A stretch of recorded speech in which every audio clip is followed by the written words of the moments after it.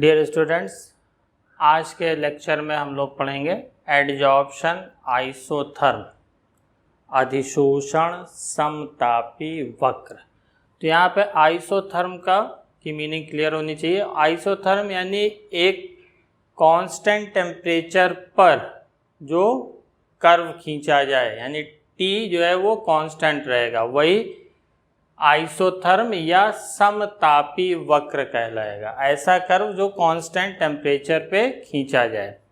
तो इसमें variation of amount of the gas adsorbed by the adsorbent with pressure, यानी amount of gas adsorb by the adsorbent यानी extent of adsorption, यानी कितनी जो है गैस एड्जॉर्ब हुई on the surface of adsorbent with pressure at constant temperature is expressed by means of a curve. This curve is termed as adsorption isotherm at a particular temperature. यानी एक particular temperature पर हम जो extent of adsorption of gas या extent of adsorption of gas on solid surface with pressure अगर हम draw करें तो उसी कर्व को जो है एडजॉर्प्शन आइसोथर्म कहेंगे। यानी स्थिर ताप पर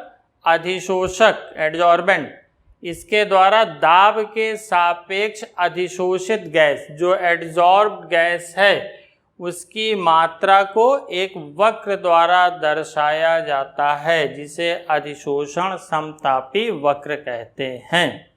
यानी कांस्टेंट टेम्परेचर पर कोई भी एड्जॉर्बेंट या अधिशोषक जो है वो कितनी गैस को एड्जॉर्ब करता है। तो अगर हम यूनिट मास लें एड्जॉर्बेंट का, तो यूनिट मास पर जितनी गैस यानी इकाई द्रव्यमान पर जो गैस एड्जॉर्ब होगी वही एक्सटेंट ऑफ एडजॉर्प्शन कहलाएगी। और इसी को जो है हम लोग फ्रेंडलिक एडजॉर्प्शन आइसोथर्म से जो है एक्सप्लेन करते हैं, और यही जो है इफेक्ट ऑफ प्रेशर भी है। Adsorption of gas on solid surface, इस पर इफेक्ट ऑफ प्रेशर भी ये एक्सप्लेन करता है। तो हम लोगों को यहाँ मेनली पढ़ना है फ्रेंडलिक एडजॉर्प्शन आइसोथर्म जो है वो मेनली पढ़ना है। तो उसी को हम लोग पढ़ेंगे।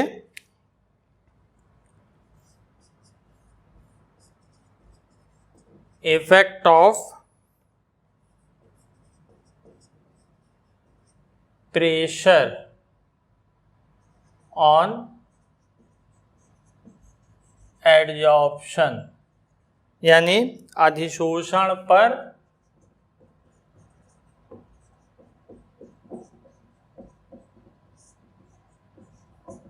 दाब का प्रभाव। और इसको एक्सप्लेन किया था फ्रेंडलिक ने, तो उन्हीं के नाम पे हम लोग पढ़ते हैं ये फ्रेंडलिक एडजॉर्प्शन आइसोथर्म।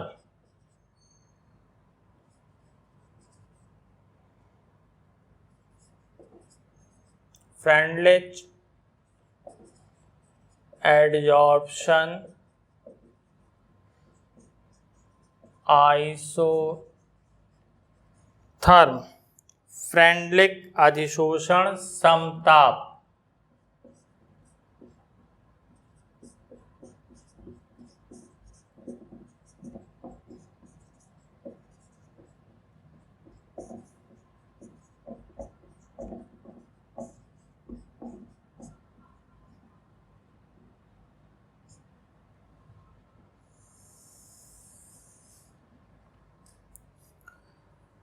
तो फ्रेंडलिक ने जो है extent of adsorption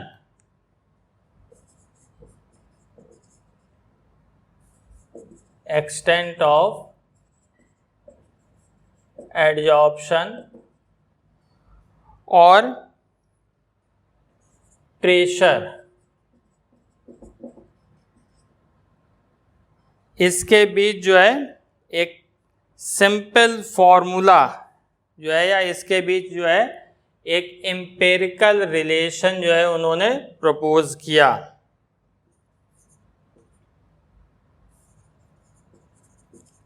proposed an empirical relation.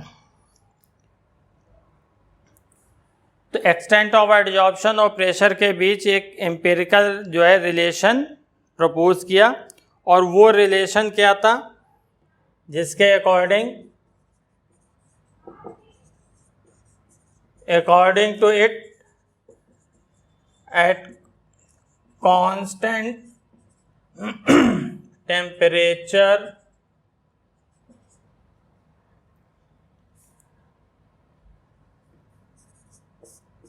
x by m equals k p raised to the power 1 by n।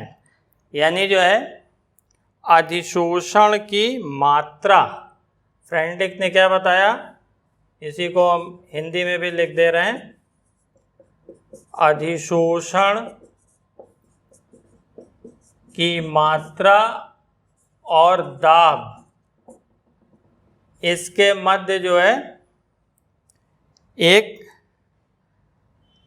सरल सूत्र दिया। दाब के मध्य एक सरल सूत्र दिया। तो उस सरल सूत्र के अनुसार क्या था कि स्थिर ताप पर x by m k p raised to the power 1 by n इसके इक्वल होता है। यहाँ पर n क्या है, कांस्टेंट, और इसकी वैल्यू जो होगी वो ग्रेटर देन 1 होगी। इसकी जो वैल्यू होगी वो ग्रेटर देन 1, और यहाँ पे x जो है वो अमाउंट ऑफ एडजॉर्बेट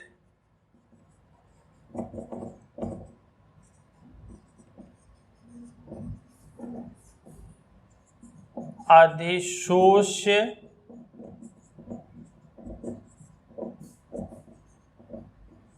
की मात्रा को रिप्रेजेंट करता है।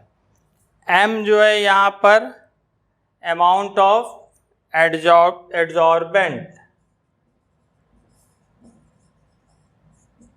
अमाउंट ऑफ एडजॉर्बेंट अधिशोषक की मात्रा को बताएगा। P जो है यहाँ पर प्रेशर है, यानी दाब, और K जो है प्रोपोर्शनलिटी कांस्टेंट है, स्थिरांक है।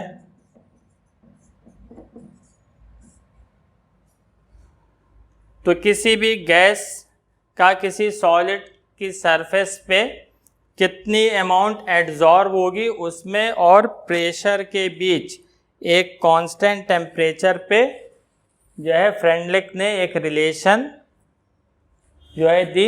इसी रिलेशन को जो है हम फ्रेंडलिक एडजॉर्प्शन आइसोथर्म कहते हैं, और उसके लिए उन्होंने एक फॉर्मूला दिया x बाई एम, यानी एक्सटेंट ऑफ एडजॉर्प्शन।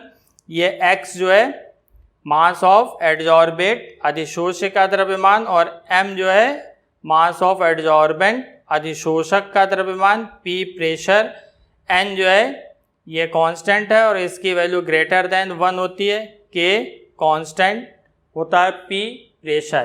तो ये एक रिलेशन दिया, और इस रिलेशन के बेसिस पे जो आइसोथर्म कर्व था उसको हम इस तरह से रिप्रेजेंट कर सकते हैं। यानी इस संबंध के आधार पर जो है हम फ्रेंडलिक एडजॉर्प्शन आइसोथर्म के कर्व को इस तरह से बना सकते हैं। तो देखिए कैसे बना सकते हैं उसको।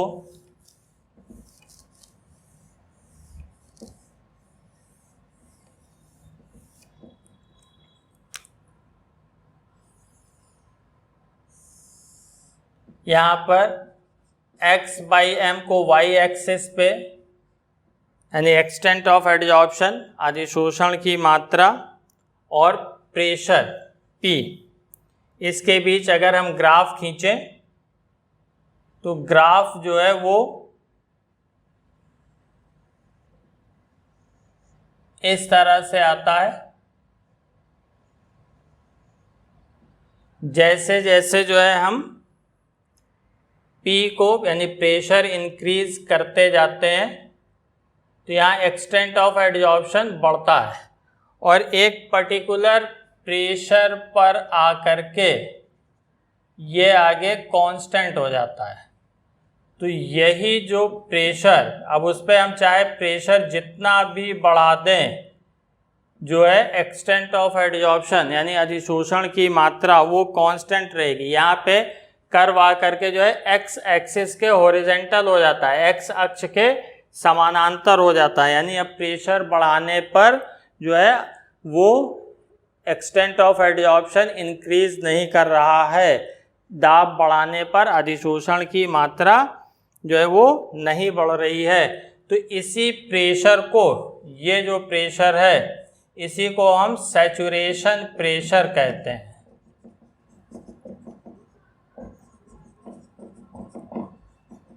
यानी संतृप्त दाब कहते हैं। अब हम चाहे प्रेशर जितना भी बढ़ा दें तो वो एक्सटेंट ऑफ एडजॉर्प्शन इंक्रीज नहीं करेगा। तो अब इस ग्राफ से जो क्या इंफॉर्मेशन मिलती है, तो the graph gives following informations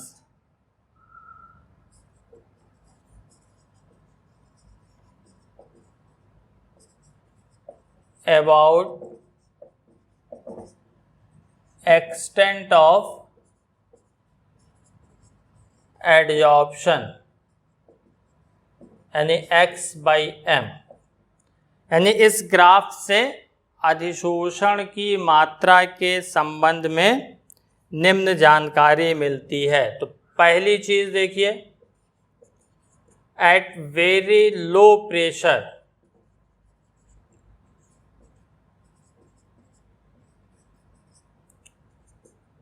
अति न्यून दाब पर, तो at very low pressure curve के इस पार्ट में देखिए ये ऑलमोस्ट स्ट्रेट लाइन है। बहुत लो प्रेशर रेंज में ये ऑलमोस्ट स्ट्रेट लाइन है। तो यहाँ से आपको x/m और p जो है ये प्रोपोर्शनल होंगे। तो एट वेरी लो प्रेशर जो है आपका कर्व क्या है, यानी graph is nearly straight line।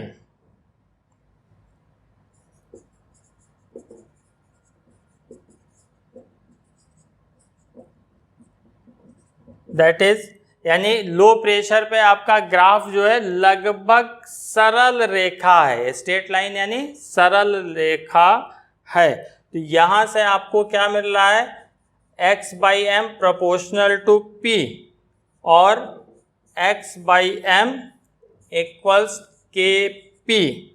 यानी एट वेरी लो प्रेशर, बहुत लो प्रेशर पर जो है ये किस तरह का है, एडजॉर्प्शन क्या है, फर्स्ट ऑर्डर रिएक्शन को फॉलो करता है। At very low pressure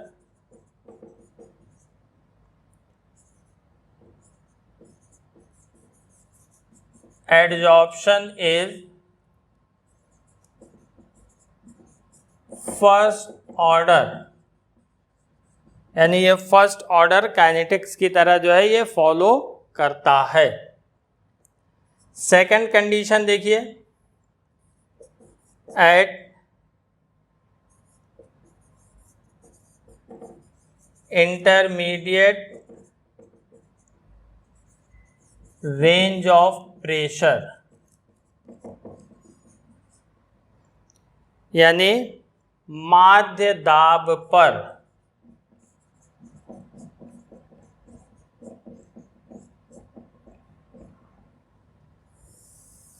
at intermediate range of pressure, यानी ये इस रेंज की बात हो रही है, इस रेंज में, ये हमने बोल्ड किया आपका। तो इस रेंज में जो है ये वक्र कैसा है, कर्व्ड है, यानी घुमावदार है। इस रेंज में ग्राफ इज कर्व्ड, यानी वक्र घुमावदार है। तो इस कंडीशन में क्या होगा, x बाई एम प्रोपोर्शनल होगा p raise to the power 1 by n और x by m equals k p raise to the power 1 by n। तो यहाँ से क्या निकला ये कि इंटरमीडिएट रेंज में ये हमारा जो एडजॉर्प्शन आइसोथर्म है वो फ्रैक्शनल ऑर्डर है, भिन्नात्मक कोटि की अभिक्रिया की तरह ये कर्व है, यानी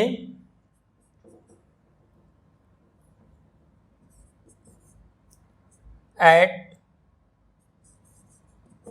this range of pressure adsorption is fractional order,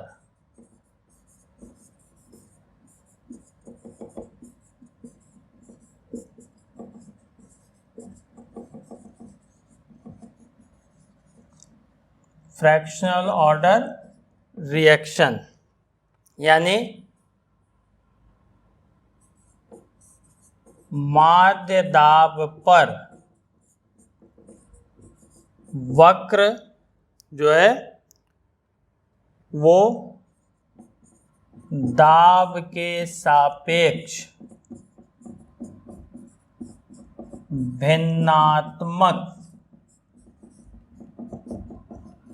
भिन्नात्मक कोटि की अभिक्रिया है।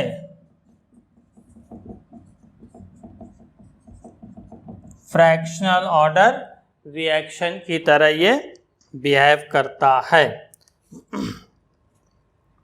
अब इसके बाद आइए तीसरी कंडीशन। तीसरी कंडीशन जो है एट हाई प्रेशर या एट वेरी हाई प्रेशर,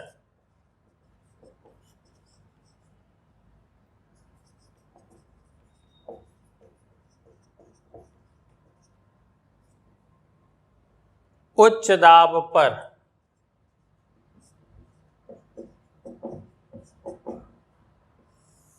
तो अब यहां से देखिए हाई प्रेशर जैसे जैसे P इंक्रीज कर रहे हैं तो यहां पर आकर के ग्राफ के इस पार्ट में देखिए जिसको हम बोल्ड कर रहे हैं, यहां पर extent of adsorption x by m क्या है, कांस्टेंट हो गया, x एक्सिस के हॉरिजॉन्टल हो गया ये कर्व। तो यहां पर जो है x बाई एम P पे डिपेंड नहीं कर रहा है, यानी x by m proportional to P raise to the power 0 और x by m is equal to constant.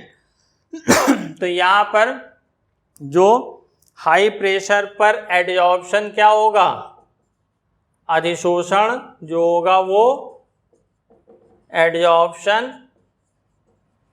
Follow zero order, यानी ये P प्रेशर पर जो है वो डिपेंड नहीं कर रहा है, तो ये जीरो ऑर्डर काइनेटिक्स को फॉलो करेगा, शून्य कोटि की अभिक्रिया का पालन करेगा। तो इस ग्राफ से हमें 3 कंक्लूजन मिले कि एट वेरी लो प्रेशर ये फर्स्ट ऑर्डर काइनेटिक्स को फॉलो करेगा, मॉडरेट प्रेशर माध्य दाब पर जो है ये फ्रैक्शनल ऑर्डर रिएक्शन को फॉलो करेगा, और एट वेरी हाई प्रेशर जो है ये जीरो ऑर्डर काइनेटिक्स को फॉलो करेगा। वेरी लो प्रेशर पे जो है जैसे जैसे प्रेशर थोड़ा इंक्रीज करता है एक्सटेंट ऑफ एडजॉर्प्शन बढ़ता है। At high pressure extent of adsorption पे कोई इफेक्ट नहीं आता, ये कांस्टेंट होता है।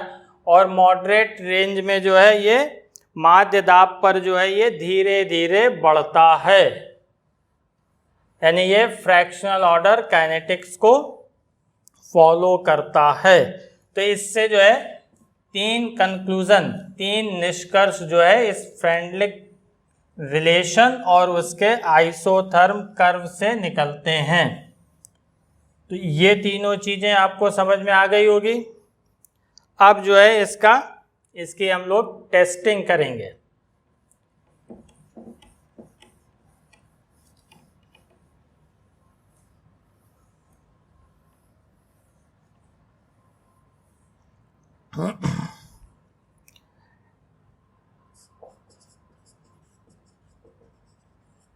टेस्टिंग ऑफ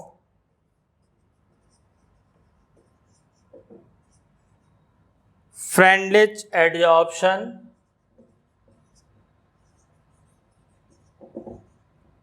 आइसोथर्म, यानी फ्रेंडलिक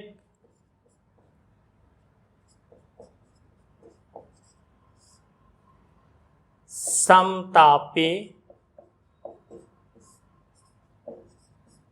वक्रों का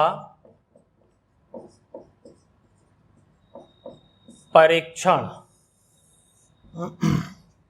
तो इसमें जो है according to Freundlich adsorption isotherm, according to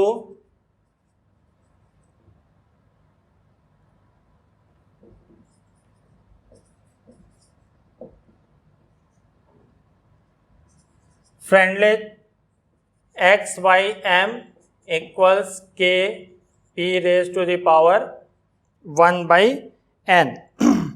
तो इसमें जो है बोथ साइड जो है लॉग ले लीजिए, taking log of both side क्या मिलेगा, log x by m equals log k plus 1 by n log P.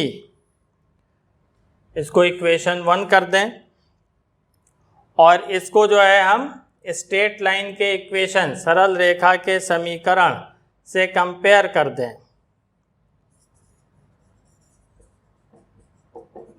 Comparing the equation 1 with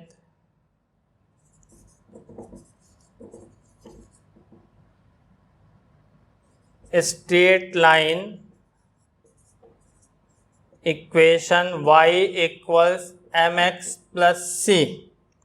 तो यहाँ से y क्या मिलेगा, log x by m। m आपका क्या मिलेगा, 2 वेरिएबल हैं, एक्सटेंट ऑफ एडजॉर्प्शन और प्रेशर। तो m जो है स्लोप या 1 बाई n देगा, और x जो है वो log p की वैल्यू देगा, और जो c होगा यानी इंटरसेप्ट स्ट्रेट लाइन इक्वेशन में वो किसकी वैल्यू देगा, log k की। तो अगर हम log x बाई m और log p के बीच एक ग्राफ खींचें तो वो स्ट्रेट लाइन इक्वेशन आएगी। तो x बाई m, तो इसी को जो है अगर हम a plot of x by m, इसको वाई एक्सिस पे रखते हैं, वर्सेस log p, या सिंपली लिखे plot of x by m y axis versus log p। log p को हम एक्स एक्सिस पे रखते हैं, विल बी स्ट्रेट लाइन। यानी अगर हम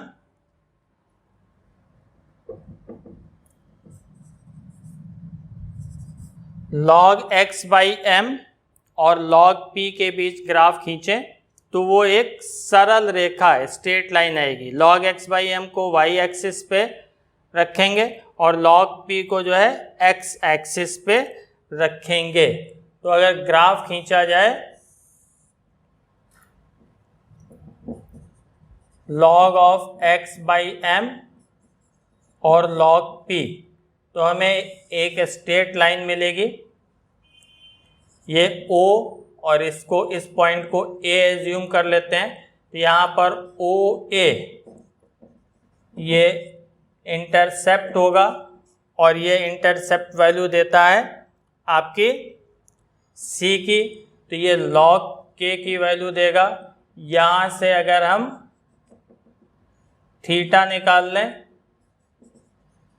tan थीटा ये स्लोप की वैल्यू देगा और स्लोप जो है वो किसके इक्वल होगा, जो m के equal.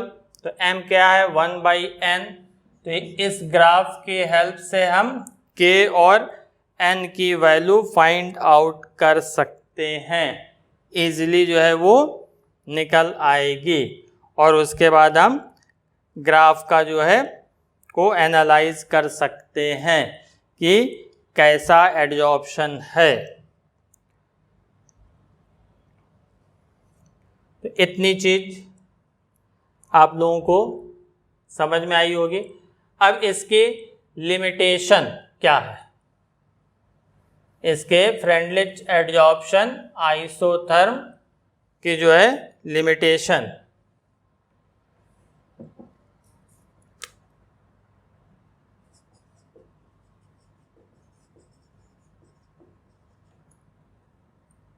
Limitation of Freundlich adsorption isotherm, यानी फ्रेंडलिच अधिशोषण समताप की सीमाएं।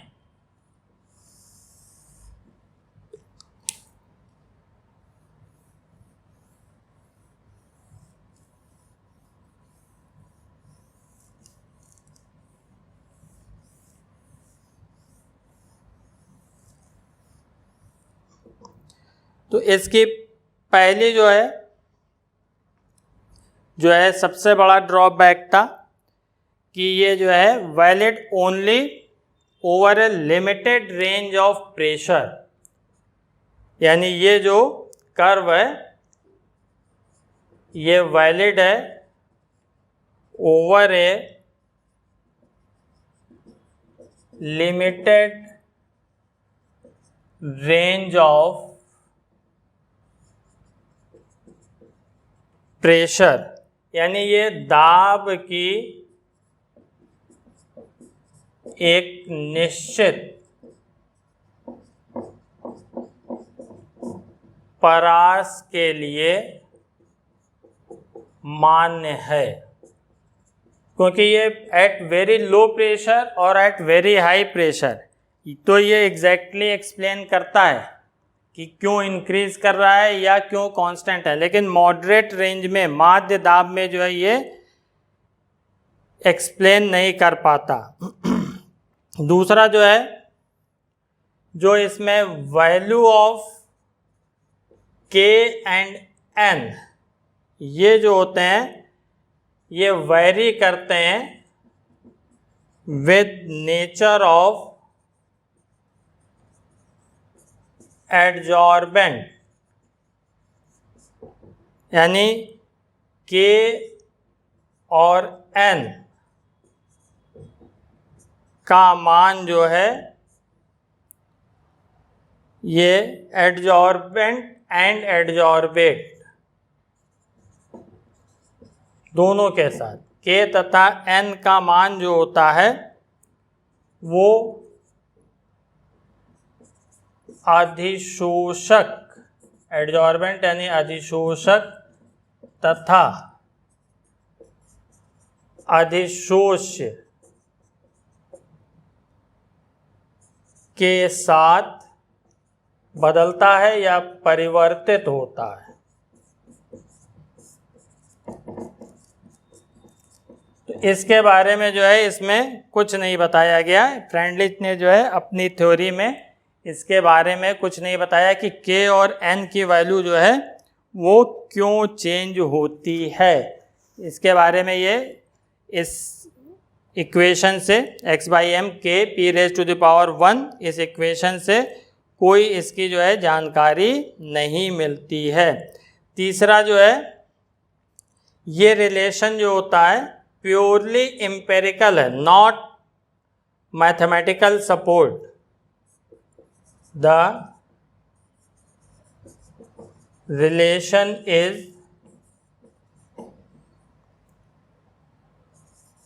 Purely empirical and has no mathematical support। यानी ये जो संबंध है ये कोई इसका गणितीय आधार नहीं दिया गया। इस नियम का कोई